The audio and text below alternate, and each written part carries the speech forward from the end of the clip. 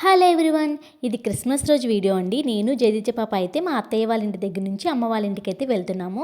First అయితే మా shop దగ్గరికి వెళ్ళాం అనమాట, హస్బెండ్ని డ్రాప్ చేయమని చెప్పడానికి అమ్మ వాళ్ళ ఇంటికి. ఇంకా జదిత్య పాపని తీసుకువెళ్ళాలంటే భయం వేసేస్తుంది అనమాట. అది కావాలి ఇది కావాలని ఒకటే ఏడుపు. ఇంకా అక్కడ ఐస్ క్రీమ్ కావాలని ఒకటే గొడవ. ఐస్ క్రీమ్ బాక్స్ ఎక్కేసింది నాకు కావాలి కావాలి అని. ఇంకా బట్ వాళ్ళ నాన్న మాత్రం ఇవ్వలేదనమాట. అసలే చలికాలం, జలుబు మొన్న కదా తగ్గిందని. ఇంకా మమ్మల్ని అయితే డ్రాప్ చేసేసి వాళ్ళ నాన్న అయితే మళ్ళీ షాప్కి అయితే వెళ్ళిపోయారు. క్రిస్మస్ చెట్టు దగ్గరికి వెళ్లకుండా అమ్మమ్మ వాళ్ళ ఇంటికి తీసుకొచ్చావేంటి అని అడుగుతుందనమాట. నేను మార్నింగ్ నుంచి చెప్తున్నాను అనమాట, క్రిస్మస్ చెట్టుకి తీసుకొని వెళ్తాను అని. ఫోన్లో కూడా చూపించా, ఇలా ఉంటుంది క్రిస్మస్ చెట్టు అని. అందుకే అది అలా ఉంటుంది. ఇంకా తర్వాత అయితే మా స్కూల్లో అయితే క్రిస్మస్ పాటలు అయితే ఓన్గా క్రియేట్ చేస్తూ పాడేవాళ్ళు, చాలా బాగుండేవి.